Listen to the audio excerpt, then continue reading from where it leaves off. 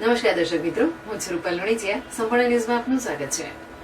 થરાદ પ્રાંત કચેરી ખાતે સ્પર્ધાત્મક પરીક્ષાઓની તૈયારી કરતા વિદ્યાર્થીઓએ આવેદનપત્ર આપ્યું હતું. સ્પર્ધાત્મક પરીક્ષાઓમાં સીબીઆરટી પદ્ધતિ નાબૂદ કરવા ફોરેસ્ટ પરીક્ષામાં નોર્મલાઇઝેશન કર્યા બાદ ઉમેદવારોના માર્ક્સ પ્રસિદ્ધ કરવામાં આવે તેવી માંગ કરી હતી.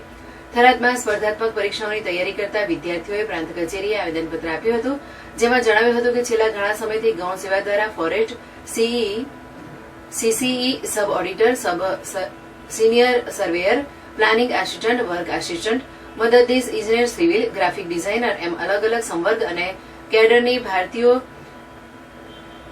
ભરતીઓ સીઓઆરટી પદ્ધતિ દ્વારા લેવામાં આવે છે. આ પદ્ધતિને ગુજરાતમાં પહેલીવાર જ્યારે પ્રયોગ કરવામાં આવ્યો તે પહેલા કહેવામાં આવ્યું હતું કે આ સીબીઆરટી દ્વારા પરીક્ષા લેવતી એજન્સી ખૂબ જ વિશ્વસનીય, પારદર્શી, પેપર રહિત, ભૂલ રહિત છે.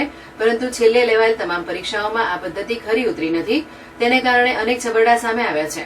સૌથી મોટું નકારાત્મક પાસું એ છે કે ગુજરાત સરકારની તમામ પરીક્ષાઓ ગુજરાતી ભાષા દ્વારા લેવામાં આવે છે.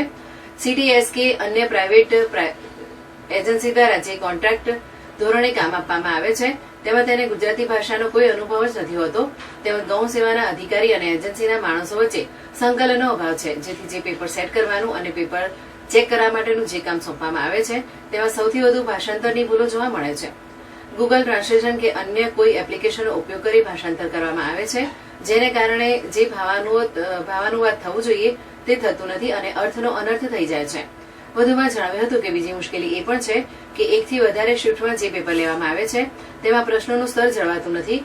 કોઈ પેપર ખૂબ સહેલા નીકળે છે અને કોઈ પેપર ખૂબ અઘરા નીકળે છે.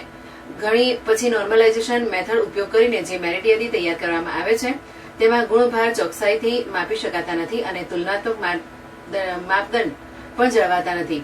આ નોર્મલાઇઝેશન પદ્ધતિ ખૂબ જ નુકસાનકારક અને અન્યાયકર્તા છે. તે